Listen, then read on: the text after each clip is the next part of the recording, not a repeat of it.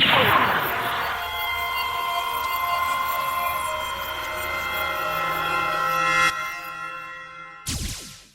guys, Garo97 again. This time with a review of the 144 scale high-grade Gundam Thunderbolt Zaku 1 from the Gundam Thunderbolt series. So for color scheme, I have to say at first I wasn't really sold on it with all of the orange, the very beige, sandy color, but the more I looked at it, the more I started to appreciate it, not as a space type model, but more as a desert camo thing. And when you look at it like that, the color scheme actually looks pretty good. Then for gray, we have 3 shades of gray. We have the dark gray and the light gray, which is for the newer parts, like dark gray, we have it here on the shoulder, on the clamp here on the back, also bottom of the feet, the knee here, and a few other small pieces.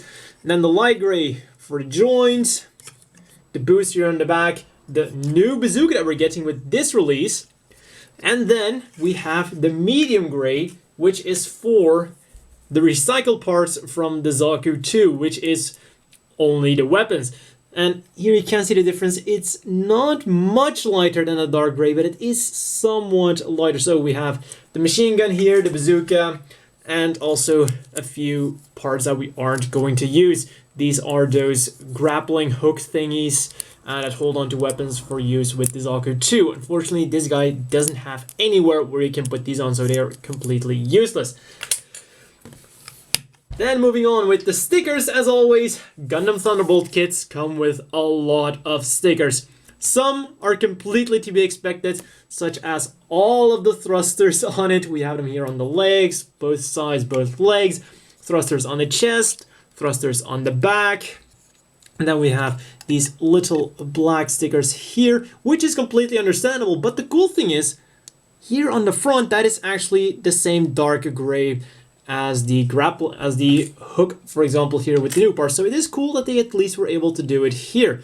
Then we have the small black ones here, well, black and gray ones, and the mono eye, and also the scopes for the weapons. Those are all completely understandable, even the gray in here, though it would have been cool if somehow this made it through there, but, you know, overall, those are all completely understandable. Then the ones that are less forgivable are the bolts on the knees and the bolts on the shoulder here. Those are really quite icky.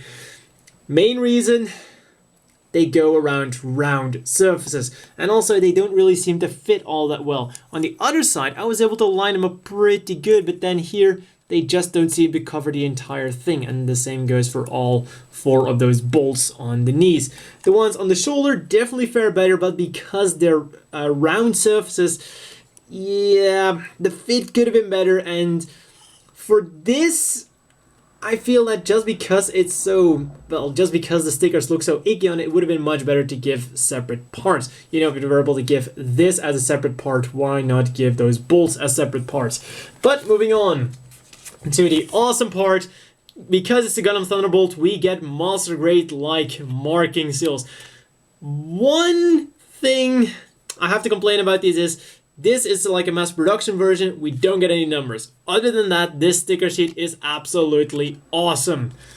I really do like the construction vehicle-like markings here on the lower skirt, because that is essentially what Zaku ones were used for pretty much all the way from the beginning of the 1-year war. So having these markings on here, just like, I don't know, a bulldozer or something, makes a lot of sense given the task they had to do in the universe. So, you know, this could have just been a repurposed Zaku they just grabbed from the construction field in order to aid them in the last weeks of the war. So that's really cool.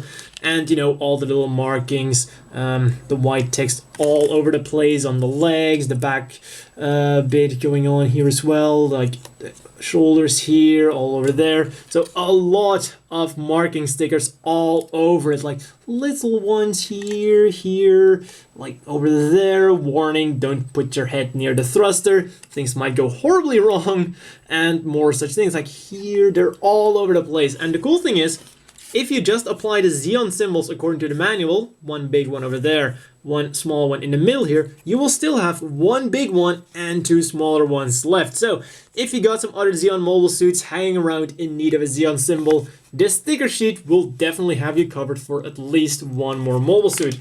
And also, you get one big sticker like this for all of the weapons. So overall, that is really awesome. Moving on to articulation, the head goes up, down, rotates around all the way, has a bit of a chicken movement, and of course, movable mono eye with a track down there. So if you grab a toothpick, you can very easily move the mono eye around. That's about as far as you're going to go. Now try to get that thing centered again. And the cool thing about the mono eye is it's not super loose, but it's not super sturdy. It has exactly the amount of give you would want it to have, because if it's too loose, the mono eye is just going to fly all over the place. If it's too tight, you're not going to be able to move it at all. Or you need like a metal rod or something. So that is really awesome. Arms move around all the way, go up about 90 degrees, including the use of the ball joint in here. So with that ball joint, we'll wiggle around a bit. The ball joint itself will go forwards, backwards, and then with the extra hinge in here, forwards about that far. Arm will rotate around below the shoulder. Bends at the elbow at only one joint, just as seems to be typical for the Thunderbolt kits. Hands are on ball joints, will turn around, wiggle around, and everything a ball joint does. The waist goes forwards and backwards a little. Unfortunately, not really side to side. That's really just some give from the ball joint. From the joint there, it's not a ball joint. We'll turn around about that far, and that is all you're going to get. And then front skirts molded together, but can be separated as always, and then they will go forwards all the way like that. Legs, well, the knees are double jointed about that far, not super far, but you know, typical for the Thunderbolt kits. Legs will go out really nicely like that. We'll rotate around all the way, and then the feet will go forwards about that far. We'll have the flip-flop joint to give it a bit more backwards to the side, and we'll also rotate around a little bit.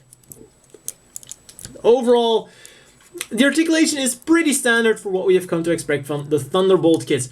Unfortunately, that also means that the articulation is in fact inferior to the older Zaku 1, which has double jointed elbows, a forwards movement of the arm that is much further, and even the knees are articulated better. Also, it has the forwards and backwards movement. The only thing the Zaku 1 does not have that the Zaku 1 Thunderbolt has is that the legs don't really rotate around that much, and the outward movement is slightly less on the Zaku 1.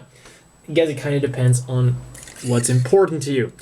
But let's quickly move on with something that is much better on the Zaku 1 here. Accessories. Well, starting off with one kind of negative, since we just had the articulation, doesn't come with a commander antenna. When we get a Zaku type mobile suit, especially Zaku 1 or Zaku 2, a commander type antenna would be really appreciated. But moving on with all of the awesomeness, the big test for a Zaku, can it hold on to the Heat Hawk? Whoops. There goes the Heat Hawk, and absolutely perfect. That's already a good sign when you have a Zaku type mobile suit. Let's put this hand to the side. And now let's say we don't want to use a perfect Heat Hawk. You have this extra piece clips onto the side here, and then the Heat Hawk kind of slides in there. Come on. Oh, it was the other way around. And there we go. So the Heat Hawk does mount quite differently from your regular Zakus. Moving on with some of the heavier weapons that we're getting. Not one, but two bazookas with two trigger finger hands, one for the right hand and one for the left hand. And we even get a third trigger finger hand because these two are at an angle and this one is just straight, which is also going to be very useful for the big gun. Now this bazooka here, you can either put it over the shoulder when you have the ammo clip like this, or when you turn the ammo clip around, you can't have it underneath the shoulder, but when you have it like that, you have to put it in the left arm, because on the right arm, the ammo clip is going to get in the way. So let's put it upwards. Then for articulation on the bazookas, the handle goes forward really nice and far, perfect for over the shoulder, and of course, the second handle here moves around, and the scope also moves around. So, depending on whether you want it on the left arm or the right arm, you can swivel it around all the way. Also, really nice scope here. And there goes the heat hog. So put that on there. Then this one, pretty much the same articulation. It's forwards, backwards. Handle moves around. Unfortunately, this time the scope doesn't really go to the other side that much because it is more on the side, whereas that one was slightly more on the top, but whatever. Remove this holding hand and put this one in there. Slide it to the front and in it goes. But now, is that truly enough firepower for our Zaku here? Well, the answer is a resounding no, because we still get the machine gun. Removable ammo clip, unfortunately we don't get any spare ones. Scope, up and down, and once again doesn't really go to the other side as much as that bazooka does, but hey. Movable handle, and will of course go in the hands with a peg, so those bazookas and the machine gun are in there really solidly. And the cool thing about this thing right here is it can hold on to all of the weapons, and when we move it around, this thing here can be removed, or well, I guess I should say this thing can be extended by part swapping, and then this peg goes into polycap here, and it is actually articulated here as well. And then you plug this in, and that joint in there is also articulated to go up and down, so it can go up and down and in and out. And there we go, even more firepower for our Zaku 1 here. Now of course the important question is that enough firepower? Of course it isn't, because we also need the crackers. And these also come with an extra part in order to click them onto either one of those side pouches.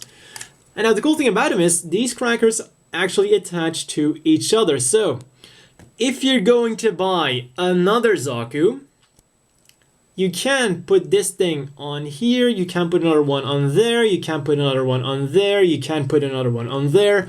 Essentially it becomes one giant puzzle. And there we go. And the cool thing about these is they are universal. You can put them on either the left side or the right side. So if you're going to buy two Zaku 1s, you can either have them with two heat hogs or two of those grenade racks. So that is really nice. Another awesome feature of the Zaku 1 is, just as with all the other Thunderbolt Zakus, all of the weapons here can be stored on the mobile suit. Simply remove this. This will go on the clip on the backpack. There, come on. In it goes. The machine gun will go on the other clip.